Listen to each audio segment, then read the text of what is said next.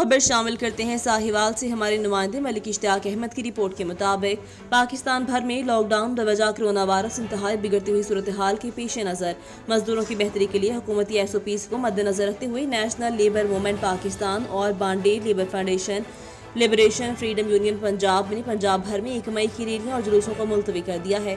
Security एजेंसियों और मुहाफ़िज़दारों Punjab police की मशकूर है, जिन्होंने इंतहाई मुश्किल हालात में भी 1 मई के मौका पर मजदूरों को सिक्योरिटी देने की ऑफर्स की। हमारे तहफ़्फ़ुज़ के लिए अपनी जानों को खतरे में डाला, हम आपके मशकूर हैं। मैडम मुमताज़ ज़हूर, सदर bonded labour liberation freedom union Punjab, नायब सदर नेशनल लेबर मूवमेंट पाकिस्तान।